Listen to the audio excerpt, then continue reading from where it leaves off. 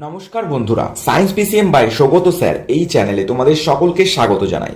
আজকে আমরা যে চ্যাপ্টারটা সম্পর্কে ধারণা নেব সেই চ্যাপ্টারটার নাম হচ্ছে ম্যাটার ইন আওয়ার সারাউন্ডিংস, আমাদের চারপাশের পদার্থ, এর লেকচার নাম্বার 4। আজকে আমরা এই চ্যাপ্টারের কি কি জিনিস শিখব, পদার্থের বিভিন্ন অবস্থা, পরিবর্তন এবং দৈনন্দিন জীবনে আমাদের চারপাশে যে সমস্ত বৈজ্ঞানিক ঘটনাগুলি ঘটে তার পেছনের আসল কারণ কি, এই সমস্ত কিছু কনসেপ্ট আজকে আমরা এই ভিডিওতে জানবো। তোমরা সম্পূর্ণ ভিডিওটা দেখবে এবং আমি তোমাদের জন্য নোটস আকারে সমস্ত কিছু রেডি করে এনেছি। তোমরা জাস্ট খাতা পেন নাও আর নোট ডাউন করে ফেলো।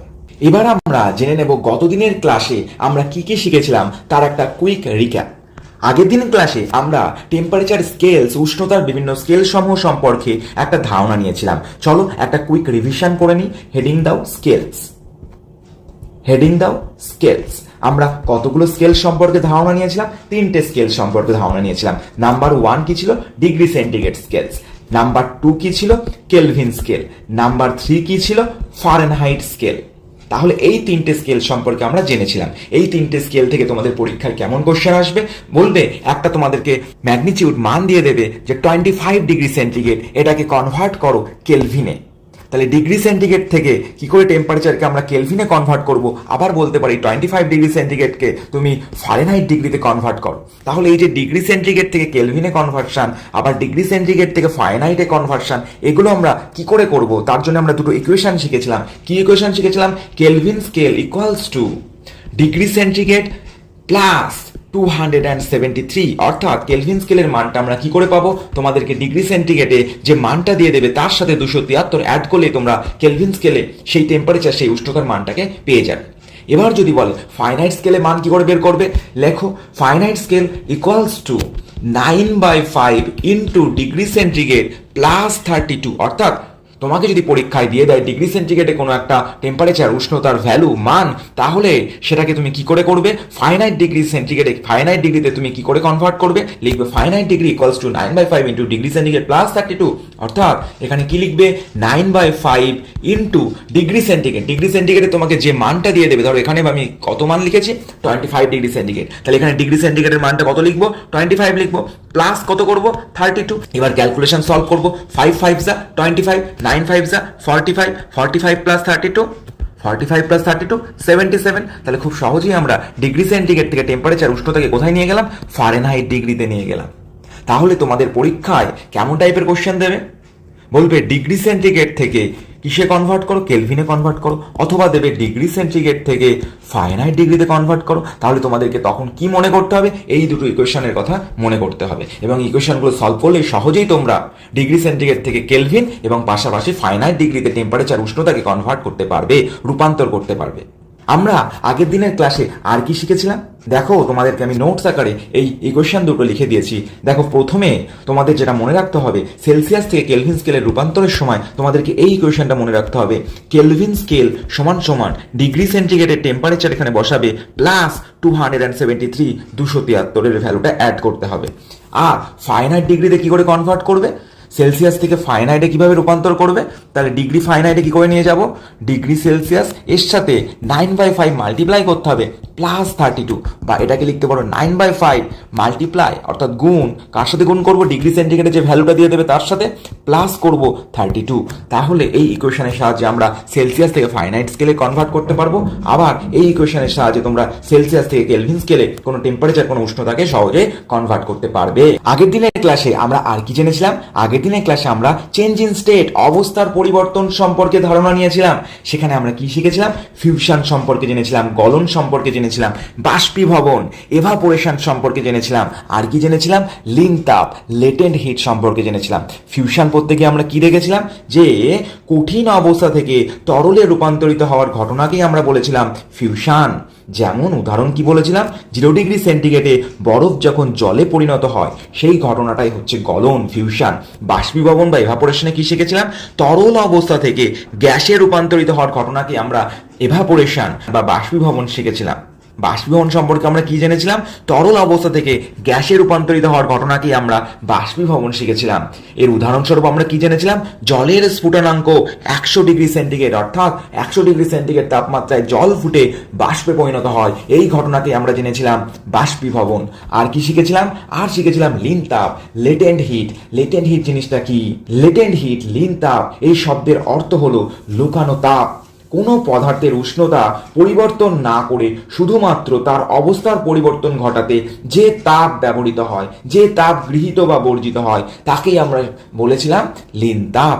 অর্থাৎ পদার্থের অবস্থানের পরিবর্তনের সময় যে তাপ গৃহীত বা বর্জিত হয় কিন্তু উষ্ণতার কোনো পরিবর্তন ঘটায় না, তাকেই আমরা বলেছিলাম লিন তাপ বা লেটেন্ট হিট।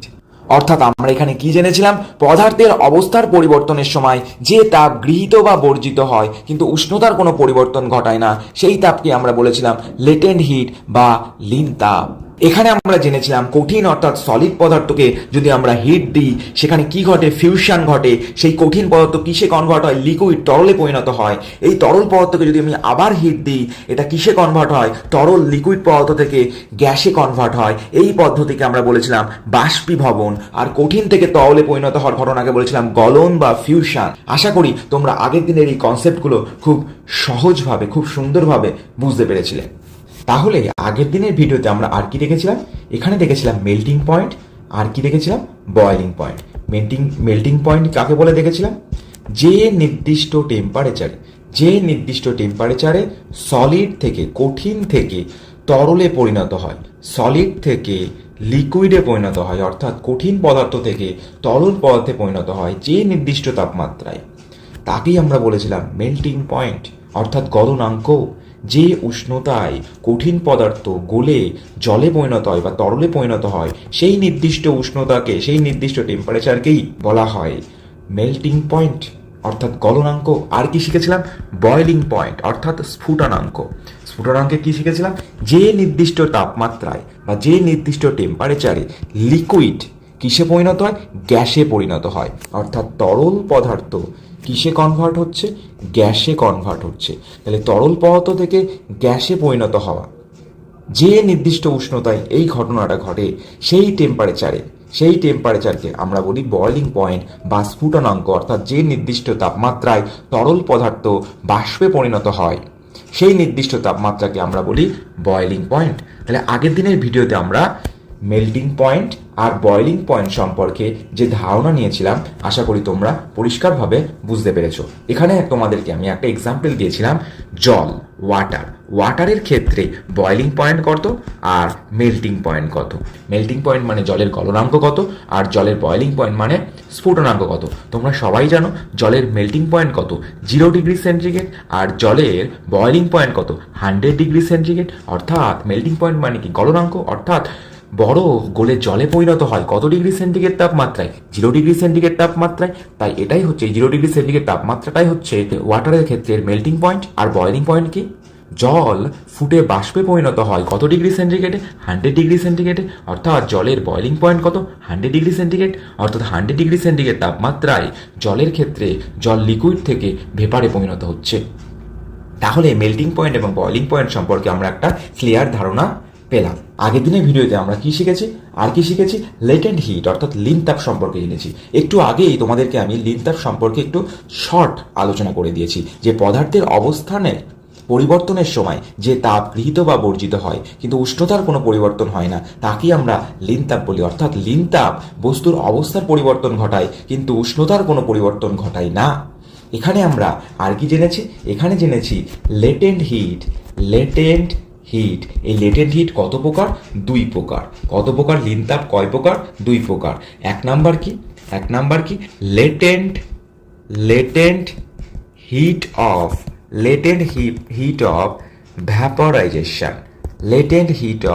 ভ্যাপরাইজেশন। অর্থাৎ বাষ্পীভবনের লিন তাপ। আর একটা কি? 2 নাম্বার কি জেনেছি? লেটেন্ট হিট অফ ফিউশন মানে কি তোমরা জানো? ফিউশন মানে গলন। তাহলে গলনের লিন তাপ। তাহলে লিন তাপ 2 প্রকার, একটা গলনের লিন তাপ আর একটা ভেপারাইজেশনের অর্থাৎ বাষ্পীভবনের লিন তাপ। বোঝা গেছে? তাহলে আর কি আমরা জেনেছি এখানে, এই লেটেন্ট হিট এটা কিসে সাহায্য করে? এটা শুধুমাত্র স্টেট অর্থাৎ বস্তুর কোনো অবস্থা স্টেট সেটাকে চেঞ্জ করতে সাহায্য করে, শুধু অবস্থার পরিবর্তন ঘটাতে সাহায্য করে, কিন্তু কি করতে সাহায্য করে না? নো টেম্পারেচার চেঞ্জ, অর্থাৎ টেম্পারেচার উষ্ণতার কোনো পরিবর্তন ঘটায় না, উষ্ণতার কোনো পরিবর্তন ঘটায় না। তাহলে লেটেন্ট হিট সম্পর্কে আমরা যে কনসেপ্ট জানলাম, সেখানে জানলাম লেটেন্ট হিট শুধুমাত্র বস্তুর অবস্থার পরিবর্তন ঘটাতে সাহায্য করে, কিন্তু উষ্ণতার কোনো পরিবর্তন ঘটায় না। লেটেন্ট হিট কয় প্রকার? লেটেন্ট হিট দুই প্রকার, লিনতাপ দুই প্রকার, লেটেন্ট হিট অফ ভেপারাইজেশন বাষ্পীভবনের লিনতাপ, আর লেটেন্ট হিট অফ ফিউশন গলনের লিনতাপ। তাহলে আমরা টেম্পারেচারের বিভিন্ন স্কেলস সম্পর্কে জানলাম, মেল্টিং পয়েন্ট বয়লিং পয়েন্ট সম্পর্কে জানলাম, লেটেন্ট হিট সম্পর্কে জানলাম। এগুলো আমরা আগের দিনের ভিডিওতেই খুব ভালোভাবে ডিটেলসে ডিসকাস করেছি এবং আজকের ভিডিওতে একটা কুইক রিভিশন করে নিলাম। আজকের ভিডিওতে আমরা নতুন কি শিখবো? আজকের ভিডিওতে আমরা নতুন শিখবো ড্রাই আইস। সলিড কার্বন ডাইঅক্সাইডকেই এই ড্রাই আইস বলা হয়। তাহলে এই জিনিসটা কি? এই জিনিসটা সম্পর্কে আমরা একটা ছোট ধারণা নেব। সবার প্রথমেই আমাদেরকে যেটা জানতে হবে সেটা হচ্ছে শুষ্ক বরফ বা ড্রাই আইস জিনিসটা কি। লিখতে হবে কার্বন ডাইঅক্সাইড গ্যাসকে যখন অতিরিক্ত উচ্চ চাপে প্রেশার কি করছে ইনক্রিজ করছে অতিরিক্ত উচ্চ চাপে সংকোচিত বা কম্প্রেস করা হয়, এবং তাপমাত্রা কি করা হয়? তাপমাত্রা টেম্পারেচারকে কি করা হয়? ডিক্রিজ করা হয়, তাপমাত্রা অনেক কমিয়ে দেওয়া হয়।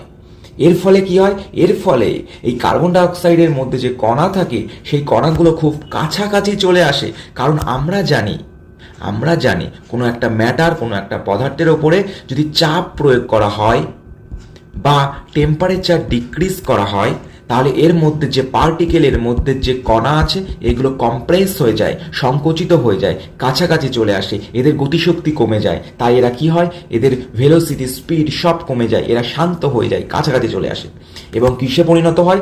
সরাসরি কঠিন অবস্থায় পরিণত হয়। একেই বলা হয় ড্রাই আইস। এই ড্রাই আইসকেই আবার কি বলা হয়? ফেক আইস। কারণ এটা অরিজিনাল আইস না, তো সত্যিকারের কি এটা বরফ না, এটা সত্যিকারের বরফ না, এই জন্য এটাকে আমরা ফেক আইস বলেও ডেকে থাকি। তাহলে এখানে আমরা কি জানলাম? কার্বন ডাইঅক্সাইড CO2 এর যে সলিড ফেজ অর্থাৎ কঠিন অবস্থা, এটাকেই আমরা বলছি ড্রাই আইস। কি করে তৈরি করলাম? হাই প্রেশার উচ্চ চাপে এবং লো টেম্পারেচার উষ্ণতাকে কি করলাম? উষ্ণতাকে একদম কমিয়ে দিলাম। উচ্চ চাপে এবং নিম্ন তাপমাত্রায় যখন কার্বন ডাইঅক্সাইড গ্যাস থেকে সলিডে নিয়ে আসি, কি করে নিয়ে আসি?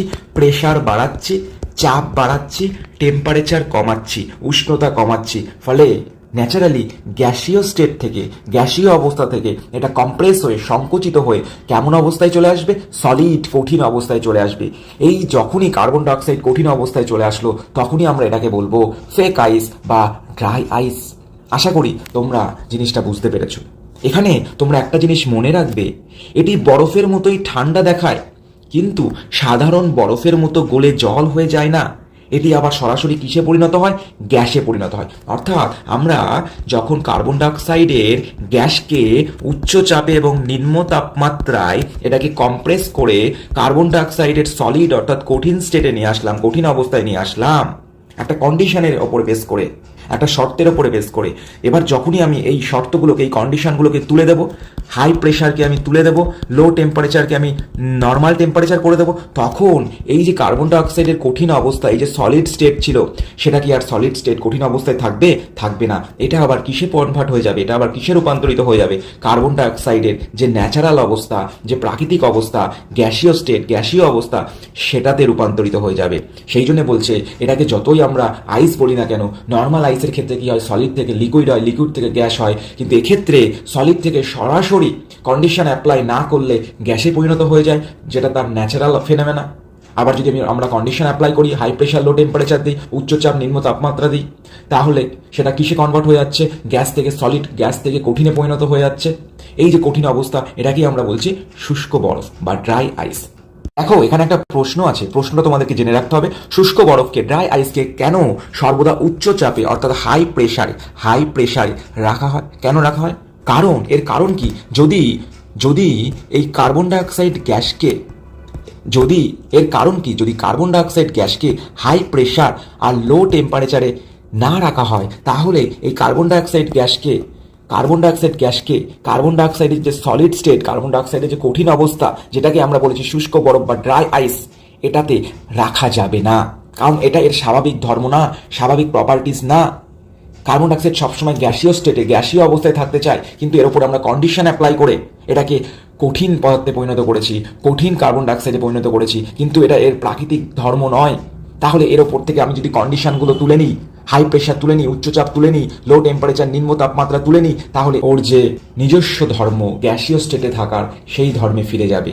সেই জন্যেই এই প্রশ্নটা দেয়, শুষ্ক বরফকে কেন সর্বদা উচ্চচাপে রাখা হয়? কারণ এটা যাতে কার্বন ডাইঅক্সাইডের কঠিন অবস্থায় থাকে, ড্রাই আইস কন্ডিশনে থাকে। যদি এই কন্ডিশনে আমরা না রাখি, তাহলে এটা আবার কার্বন ডাইঅক্সাইডের গ্যাসীয় স্টেট, গ্যাসীয় অবস্থায় ফিরে যাবে। দেখো এখানে তোমরা খাতা পেনে নোট ডাউন করে নাও, আমি তোমাদের জন্য নোটস আকারে লিখে দিয়েছি শুষ্ক বরফকে কেন সর্বদা উচ্চচাপে রাখা হয়। দেখো ব্যাখ্যা কি? কঠিন কার্বন ডাইঅক্সাইড বা ড্রাই আইসের ওপর থেকে যদি তোমরা চাপ কমিয়ে দাও, তাহলে এটি তরল অবস্থায় না গিয়ে সরাসরি কার্বন ডাইঅক্সাইডের গ্যাসীয় স্টেট অর্থাৎ গ্যাসে পরিণত হয়। এই বিশেষ গ্যাসীয় রূপান্তরের ধর্মকে আমরা কি শিখেছিলাম আগের দিনের ক্লাসে? ঊর্ধ্বপাতন বা সাবলিমেশন, যেখানে সলিড থেকে ডাইরেক্ট গ্যাসে কনভার্ট হয়ে যায়, যেখানে লিকুইডের কোনো স্টেট থাকে না, লিকুইড বলে কোনো অবস্থা থাকে না। তাহলে চাপ কমিয়ে দিলে, যদি আমরা চাপ কমিয়ে দিই এই শুষ্ক বরফের ওপর থেকে, ড্রাই আইসের ওপর থেকে, তাহলে এই ধর্মটা অ্যাক্টিভেট হয়ে যায়, সক্রিয় হয়ে ওঠে। তাহলে সেটা কার্বন ডাইঅক্সাইড আর সলিডে থাকে না, কিসে কনভার্ট হয়ে যায়? গ্যাসে কনভার্ট হয়ে যায়। তাহলে সলিড থেকে যাতে গ্যাসে কনভার্ট না হয়, কঠিন থেকে যাতে গ্যাসে কনভার্ট না হয়, সেই জন্য শুষ্ক বরফকে সর্বদা উচ্চচাপ, হাই প্রেসারে রাখি আমরা। দেখো এখানে একটা এক্সাম্পলের সাহায্যে আমি বোঝানোর চেষ্টা করেছি। যখন ড্রাই আইসের একটা টুকরোকে স্বাভাবিক বাতাসে বা খোলা বাতাসে রাখা হয়, তখন তার ওপরে চাপ কমে যায় এবং টেম্পারেচার কি বেড়ে যায়। এর ফলে কি ঘটে? দেখো এখানে লেখা আছে বায়ুমণ্ডলের চাপ কি হয়ে যায়? 1 অ্যাটমসফিয়ার হয়ে যায়। চাপ প্রথমে বাড়িয়েছিলাম, সেটা নর্মাল, যখন আমি স্বাভাবিক বাতাসে রাখছি সেটা চাপ কমে 1 অ্যাটমসফিয়ারে চলে আসছে। তাপমাত্রা আমি যেটাকে কমিয়েছিলাম সেটাও তাপমাত্রা বেড়ে গিয়ে নর্মাল টেম্পারেচার, যেটা আমরা ধরি সাধারণত 25 ডিগ্রি সেন্টিগ্রেড, 25 ডিগ্রি সেন্টিগ্রেড, সেখানে চলে যায়। তাহলে তখন কি ঘটছে? তখন ঘটছে এটি সরাসরি গ্যাসে পরিণত হয় এবং উড়ে যায়। এই বিশেষ ধর্মের জন্যই সর্বদা এটাকে উচ্চচাপে সংরক্ষণ করা হয়। আশা করি তোমরা এই কনসেপ্টটা খুব ভালোভাবে বুঝতে পেরেছো। চলো আজকে আমরা আর কি শিখবো? এভাপোরেশন বা বাষ্পীভবন। এভাপোরেশন জিনিসটা কি? এভাপোরেশন বা বাষ্পীভবন কাকে বলে? যে কোনো তাপমাত্রায়, স্ফুটনাঙ্কের নিচে যে কোনো তাপমাত্রায় কোনো তরলের ধীরে ধীরে বাষ্পে পরিণত হওয়ার প্রক্রিয়াকেই বলা হয় এভাপোরেশন বা বাষ্পীভবন। অর্থাৎ বয়লিং পয়েন্টের নিচে যে কোনো তাপমাত্রায় লিকুইড থেকে গ্যাসে পরিণত হওয়ার, অর্থাৎ তরল থেকে বাষ্পে পরিণত হওয়ার এই ঘটনাকেই বলা হয় এভাপোরেশন বা বাষ্পীভবন। এটি হচ্ছে একটা সারফেস ফেনোমেনা, অর্থাৎ পৃষ্ঠতলীয় ঘটনা। বাষ্পীভবন বা এভাপোরেশন হলো তরলের উপরিভাগের একটা ঘটনা। তরলের উপরিভাগে থাকা কণাগুলি চারপাশ থেকে পর্যাপ্ত শক্তি, এনার্জি সংগ্রহ করে নিজেদের মধ্যেকার পারস্পরিক আকর্ষণ বলকে ছিন্ন করে এটা বাষ্পে পরিণত হয়। বাষ্পীভবন জিনিসটা কি? এই বাষ্পীভবন হলো তরলের উপরিভাগের একটি ঘটনা। তরলের উপরিভাগে থাকা কণাগুলি চারপাশ থেকে পর্যাপ্ত শক্তি বা এনার্জি সংগ্রহ করে নিজেদের মধ্যেকার পারস্পরিক আকর্ষণ বলকে ছিন্ন করে এবং বাষ্পে পরিণত হয়। অর্থাৎ এটা ধরো তোমার একটা কন্টেনার, এই কন্টেনারের মধ্যে লিকুইড আছে, লিকুইডের সারফেস পৃষ্ঠতলে কিছু কণা আছে। এই কণাগুলো স্ফুটনাঙ্কের নিচে যে কোনো তাপমাত্রায় এরা কি হয়? এক্সাইটেড হয়, এদের মধ্যে বন্ধন ভেঙে ফেলে এবং অল্প অল্প করে তরল থেকে গ্যাসে পরিণত হতে শুরু করে, তরল থেকে বাষ্পে পরিণত হতে শুরু করে। এই যে ঘটনা, এটাকেই বলছি আমরা এভাপোরেশন। মনে রাখবে, এভাপোরেশন বা বাষ্পীভবনের ক্ষেত্রে সম্পূর্ণ তরলের মধ্যে, সম্পূর্ণ লিকুইডের মধ্যে এই ঘটনাটা ঘটে না। এই ঘটনাটা সারফেস লেভেলে ঘটে। এই ঘটনাটা পৃষ্ঠতল অর্থাৎ উপরিপৃষ্ঠের জলের কণাগুলির মধ্যে ঘটে। এবার আমরা দেখে নেব দুটো শর্ট পয়েন্ট। এভাপোরেশন, যেটাকে আমরা বলেছি বাষ্পীভবন, আর বয়েলিং, যেটাকে আমরা বলছি স্ফুটন, এদের মধ্যে বেসিক ডিফারেন্সটা কি? তাহলে হেডিং দাও, এভাপোরেশন, যেটাকে আমরা বলি বাষ্পীভবন। আর 2 নম্বরে কি হচ্ছে? 2 নম্বরে হচ্ছে বয়েলিং, যেটাকে আমরা বলি স্ফুটন। তাহলে সবার প্রথমে লেখো এভাপোরেশন। এভাপোরেশনের ক্ষেত্রে কি হয়? এই ধরো তোমার লিকুইড, এটা হচ্ছে লিকুইড তরল। এই তরল পদার্থের সারফেস থেকে, উপরিপৃষ্ঠ থেকে যে কোনো তাপমাত্রায় স্ফুটনাঙ্কের নিচে যে কোনো তাপমাত্রায় তরল পদার্থ থেকে গ্যাসে বা বাষ্পে পরিণত হওয়ার ঘটনাকেই আমরা কি বলি, ইভাপোরেশন বা বাষ্পীভবন। আর বয়েলিং কখন বলি, যদি এই লিকুইডের সমগ্র অংশ থেকেই একটা নির্দিষ্ট তাপমাত্রায় সমস্ত তরল পদার্থই ফুটে বাষ্পে পরিণত হয়, সেই রকম পদ্ধতি বা সেই রকম অবস্থাকে আমরা বলি বয়েলিং, যেটাকে আমরা বাংলায় বলি স্ফুটন। এখানে এভাপোরেশন বা বাষ্পীভবনের ক্ষেত্রে তোমরা একটা জিনিস মাথায় রাখবে, এই এভাপোরেশন বা বাষ্পীভবন শুধুমাত্র তরলের এই পৃষ্ঠতলের যে কণাগুলো থাকে সেই কণাগুলোর মধ্যেই ঘটে। এখানে কি ঘটে, এই কণাগুলোর মধ্যে একটা স্মল অ্যাট্রাকশন ফোর্স থাকে, এদের মধ্যে একটা শক্তি দিয়ে এরা একে অপরের সাথে জুড়ে থাকে। সামান্য হিট পেলেই যে সমস্ত কণাগুলোর মধ্যে আকর্ষণ বল ব্রেক করে যায়, তারা কি করে, তারা তরল পদার্থ থেকে বাষ্পে পরিণত হয়। তার ফলে ইভাপোরেশন বা বাষ্পীভবন স্টার্ট হয়ে যায়, শুরু হয়ে যায়। তাহলে যে কোনো তাপমাত্রায় স্ফুটনাঙ্কের নিচে যে কোনো তাপমাত্রায় ইভাপোরেশন হতে পারে, বাষ্পীভবন হতে পারে। এক্ষেত্রে তরলের সমগ্র অংশ ব্যবহৃত হয় না, কোনো একটা নির্দিষ্ট অংশ, যেমন তরলের উপরিতল, এই উপরিতলের কণাগুলি সবার প্রথমে উত্তপ্ত হয়ে এক্সাইটেড হয়ে তাদের মধ্যে কেমিক্যাল বন্ডিং ব্রেক করে তারা বাষ্পে পরিণত হয়। তাহলে এই ঘটনাই হচ্ছে বাষ্পীভবন। আর বয়েলিংয়ের ক্ষেত্রে কি, বয়েলিংয়ের ক্ষেত্রে সমস্ত তরল পদার্থের প্রত্যেকটা পার্টিকেল, প্রত্যেকটা কণা যে নির্দিষ্ট তাপমাত্রায় ফুটে বাষ্পে পরিণত হয়, সেটাই হচ্ছে বয়েলিং, স্ফুটন। স্ফুটনের ক্ষেত্রে মনে রাখবে সমস্ত তরলের পার্টি ব্যবহৃত হয়, কিন্তু ইভাপোরেশনের ক্ষেত্রে তরলের শুধুমাত্র সারফেস অর্থাৎ পৃষ্ঠতলই ব্যবহার হয়ে থাকে। ইভাপোরেশন যে কোনো তাপমাত্রায়, স্ফুটনাঙ্কের নিচে যে কোনো তাপমাত্রায় ঘটে, কিন্তু বয়েলিং মনে রাখবে একটা নির্দিষ্ট তাপমাত্রায় ঘটে। বয়েলিংয়ের ক্ষেত্রে মনে রাখবে এটা কম সময়ের জন্য হয়, এটা খুব দ্রুত হয়। আর এভাপোরেশনের ক্ষেত্রে কি, এভাপোরেশনের ক্ষেত্রে এটা খুব ধীরে ধীরে এবং অনেকটা সময় লাগে। এবার চলো তোমরা বাষ্পীভবন বা এভাপোরেশনের ডেফিনেশন, সংজ্ঞাটা লিখে নাও। যে কোনো তাপমাত্রায়, সেটা কি হতে হবে, স্ফুটনাঙ্কের নিচে যে কোনো তাপমাত্রায় কোনো তরলের ধীরে ধীরে বাষ্পে পরিণত হওয়ার প্রক্রিয়াকেই বলে বাষ্পীভবন বা এভাপোরেশন। এর প্রপার্টিজ কি, এই এভাপোরেশন, বাষ্পীভবন, এটা হচ্ছে তরলের একটা সারফেস ফেনোমেনা বা পৃষ্ঠতলীয় ঘটনা। এখানে কি পড়ব আমরা, বাষ্পীভবন বা এভাপোরেশন হলো তরলের উপরিভাগের একটা ঘটনা। তরলের উপরিভাগে থাকা কণাগুলি চারপাশ থেকে পর্যাপ্ত শক্তি বা এনার্জি সংগ্রহ করে নিজেদের মধ্যেকার পারস্পরিক আকর্ষণ বলকে ছিন্ন করে এরা কিসে পরিণত হয়, গ্যাস বা বাষ্পে পরিণত হয়। আমরা প্রথমে দেখছি এভাপোরেশন, ঠিক আছে, আমরা প্রথমে দেখছি এভাপোরেশন। এভাপোরেশনের ক্ষেত্রে কি হয়, এই তরলের সারফেসে কণা থাকে, পার্টিকেলস থাকে, এই পার্টিকেলসের মধ্যে কেমিক্যাল বন্ডিং থাকে। এরা যখনই হিট পায়, এদের মধ্যে কিছু কিছু কণার মধ্যে এই বন্ডিং, এই বন্ধন ভেঙে যায় এবং এরা এক্সাইটেড হয়ে তরল পদার্থ থেকে বাষ্পে পরিণত হয় এবং এভাপোরেশন অর্থাৎ বাষ্পীভবন প্রক্রিয়াটা চালু হয়ে যায়। মনে রাখবে এই বাষ্পীভবন প্রক্রিয়াটা যে কোনো তাপমাত্রায় স্ফুটনাঙ্কের নিচে সবসময় চলতে থাকে, কিন্তু স্ফুটন অর্থাৎ যেটাকে আমরা বলি বয়েলিং, এটা একটা নির্দিষ্ট তাপমাত্রায় হয়ে থাকে।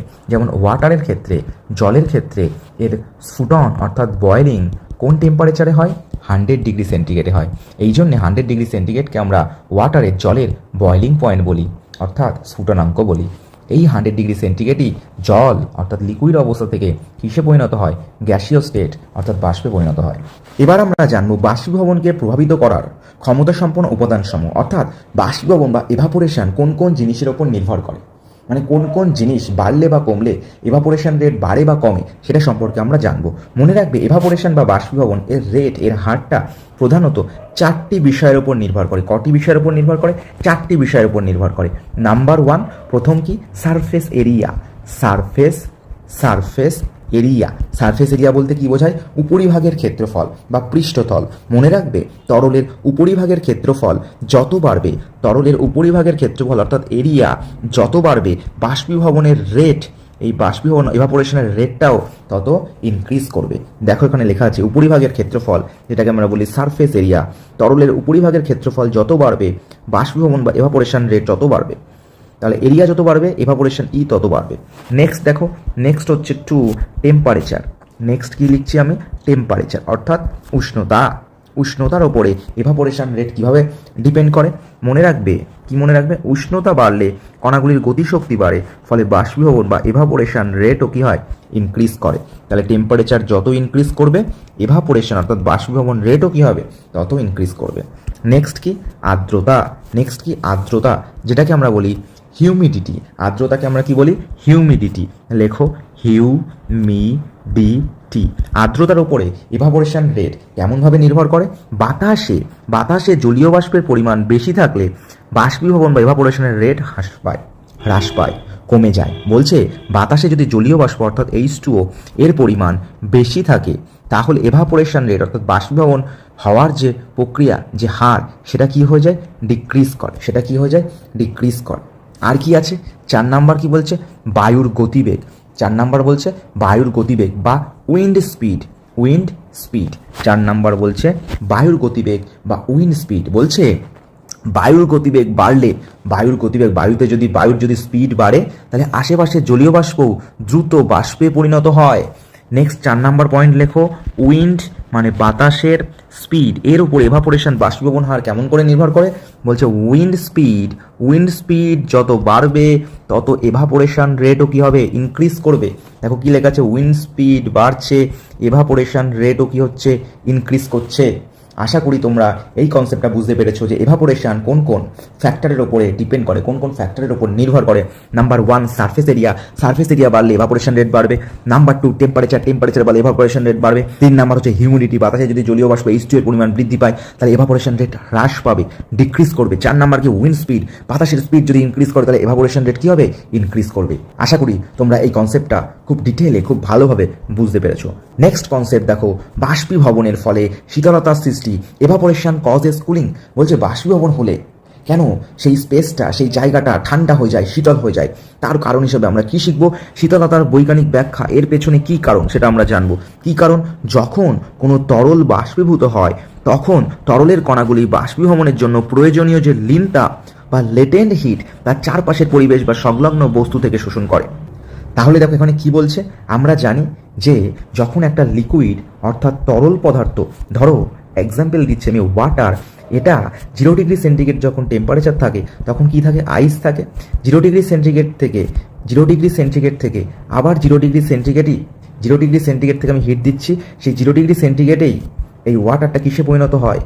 H2O তে পরিণত হয়। তাহলে টেম্পারেচারের কিন্তু কোনো পরিবর্তন হলো না, কিন্তু কিসের পরিবর্তন হলো? স্টেটের পরিবর্তন হলো, অবস্থার পরিবর্তন হলো। এর জন্য কিসের প্রয়োজন হয়েছে? একটা হিটের প্রয়োজন হয়েছে, যে হিটটা পদার্থের অবস্থার পরিবর্তন করে কিন্তু তাপমাত্রা বা টেম্পারেচারের কোনো পরিবর্তন করে না। সেই তাপকে আমরা বলি লেটেন্ট হিট বা লিন তাপ। তাহলে 0 ডিগ্রি সেন্টিগ্রেড টেম্পারেচারে, 0 ডিগ্রি সেন্টিগ্রেড উষ্ণতার বরফকে 0 ডিগ্রি সেন্টিগ্রেডের জলে পরিণত করতে কিসের প্রয়োজন হলো? লেটেন্ট হিটের প্রয়োজন হলো। তাহলে এই তাপটা আসলো কোথা থেকে? এই তাপটা আসলো চারপাশের পরিবেশ থেকে। এই তাপটা আসলো কোথা থেকে? চারপাশের পরিবেশ থেকে। সেই তাপটা নিয়েই 0 ডিগ্রি সেন্টিগ্রেড উষ্ণতার বরফ কিসে পরিণত হলো? 0 ডিগ্রি সেন্টিগ্রেড উষ্ণতার তরলে পরিণত হলো। ঠিক একইভাবে 0 ডিগ্রি সেন্টিগ্রেডের তরল অর্থাৎ এই লিকুইডকে আমি এবার হিট দিচ্ছি, হিট দিয়ে টেম্পারেচার কি হচ্ছে? এবার ইনক্রিজ করছে, দিয়ে 100 ডিগ্রি সেন্টিগ্রেডে নিয়ে গেলাম। 100 ডিগ্রি সেন্টিগ্রেডের কিসে আসলো? লিকুইডে আসলো। এইবার আরও হিট দিচ্ছি, দেখা যাবে যে এর কোনো টেম্পারেচারের পরিবর্তন হবে না। 100 ডিগ্রি সেন্টিগ্রেডই থাকবে, কিন্তু লিকুইড থেকে কিসে পরিণত হলো? গ্যাসে পরিণত হলো। অর্থাৎ এই পদার্থটার লিকুইড স্টেট থেকে এ চলে গেল গ্যাসীয় স্টেটে, অর্থাৎ এর স্টেটের চেঞ্জ ঘটলো, কিন্তু টেম্পারেচারের উষ্ণতার কোনো পরিবর্তন হলো না। আমরা জানি যে হিট কোনো পদার্থের স্টেট চেঞ্জ করে কিন্তু টেম্পারেচার চেঞ্জ করে না, সেই হিটকে আমরা কি বলি? Latent heat. সেই হিটকে আমরা বলি লিন তাপ। অর্থাৎ এই 100 ডিগ্রি সেন্টিগ্রেড উষ্ণতার তরল পদার্থকে 100 ডিগ্রি সেন্টিগ্রেড উষ্ণতার গ্যাসীয় পদার্থে পরিণত করতে যে এক্সট্রা অ্যামাউন্টের যে হিডেন হিটটা আমরা ব্যবহার করলাম সেটাকে আমরা বলছি লিন তাপ বা লেটেন্ট হিট। এই হিটটা কোথা থেকে আসলো? এই হিটটা আসলো চারপাশের পরিবেশ থেকে। যখন এই হিটটা নিচ্ছে, কে নিচ্ছে? 100 ডিগ্রি সেন্টিগ্রেড উষ্ণতার লিকুইড। তখনই চারপাশের পরিবেশ কি হয়ে যাচ্ছে? চারপাশের পরিবেশ ঠান্ডা হয়ে যাচ্ছে, চারপাশের পরিবেশ কুল হয়ে যাচ্ছে, ঠান্ডা হয়ে যাচ্ছে। ধরো এই হচ্ছে 100 ডিগ্রি সেন্টিগ্রেড উষ্ণতার লিকুইড, এ কি নিল? এ চারপাশের পরিবেশ থেকে হিট নিল, লিন তাপ নিল, লিন তাপ নিল। কিসে পরিণত হলো? 100 ডিগ্রি সেন্টিগ্রেড উষ্ণতার গ্যাসে পরিণত হলো। তাহলে স্টেটের চেঞ্জ হলো কিন্তু টেম্পারেচারের চেঞ্জ হলো না। এটা করলো কে? লেটেন্ট হিট করলো। লেটেন্ট হিটটা আমরা পেলাম কোথা থেকে? চারপাশের পরিবেশ থেকে আমরা এই হিটটা পেলাম। তাহলে চারপাশের পরিবেশ থেকে যদি হিট চলে আসে তাহলে চারপাশের পরিবেশের অবস্থা কেমন হবে? চারপাশের পরিবেশের অবস্থা হবে কুল, ঠান্ডা হয়ে যাবে। এই জন্যে বাষ্পীভবন বা এভাপোরেশনের সময় কি হয়? কুলিং ফিল হয়। কি হয়? কুলিং ফিল হয়, ঠান্ডা লাগে। আমাদের হাতে জল থাকে, সেই জল যখন বাষ্পে পরিণত হয় তখন কি মনে হয়? আমাদের হাতটাকে ঠান্ডা মনে হয়। এটা কেন হয়? এটা এভাপোরেশনের জন্যই। তাহলে তোমাদেরকে মনে রাখতে হবে, এভাপোরেশন কজেস কুলিং, অর্থাৎ বাষ্পীভবনের ফলে সেই জায়গাটায়, সেই সারফেসে একটা শীতলতার সৃষ্টি হয়। তাহলে একটা উদাহরণ দিয়ে আমি তোমাদেরকে বোঝানোর চেষ্টা করছি। চলো উদাহরণটা দেখে নাও। গরমকালে বাড়ির ছাদে বা খোলা উঠানে জল ছিটিয়ে দাও। সেই জল বাষ্পীভূত হওয়ার সময় ছাদের উত্তপ্ত পৃষ্ঠ থেকে সে তাপ শোষণ করে। সেই তাপটাই কি? Latent heat. সেই তাপটাই হচ্ছে লেটেন্ট হিট, অর্থাৎ লীন তাপ। এর ফলে ছাদের সেই গরম ভাব বা গরম মেঝে দ্রুত ঠান্ডা হয়ে যায়। এই জন্য আমরা গরমকালে বাড়ির ছাদে কি ঢেলে দিই? ওয়াটার, জল ঢেলে দিই। ফলে কি হয়? আমাদের বাড়ির ছাদটা ঠান্ডা হয়ে যায়। এর পেছনে আসল রহস্যটা কি? এর পেছনে আসল রহস্যটা হচ্ছে এভাপোরেশন, বাষ্পীভবন। বন্ধুরা, এই ছিল আজকের ক্লাস। পদার্থের অবস্থার পরিবর্তন, লীন তাপ আর ড্রাই আইস সম্পর্কে আমরা বেশ কিছু ধারণা পেলাম। আশা করি পুরো বিষয়টা তোমরা খুব সহজে বুঝতে পেরেছো। যদি কোথাও কোনো খটকা থাকে তাহলে তোমরা নিচে কমেন্টে অবশ্যই জানাবে। পরের ভিডিওটিতে আমরা এই চ্যাপ্টারের শেষ এবং অন্যতম গুরুত্বপূর্ণ টপিক নিয়ে ডিটেলসে আলোচনা করব। আজকের ক্লাসটা যদি তোমাদের ভালো লেগে থাকে তাহলে ভিডিওটিতে অবশ্যই একটা লাইক দিয়ে তোমাদের বন্ধুদের সাথে অবশ্যই শেয়ার করে দিও। আর এই চ্যানেলে নতুন হয়ে থাকলে ফিজিক্স এবং ম্যাথ এবং কেমিস্ট্রি সহজ সরল ক্লাসের জন্য এই science BCM by Sougata sir এই চ্যানেলটিকে অবশ্যই সাবস্ক্রাইব করে পাশে থেকো। দেখা হচ্ছে পরবর্তী ক্লাসে। সবাই ভালো থেকো, সুস্থ থেকো আর শিখতে থাকো। Bye bye.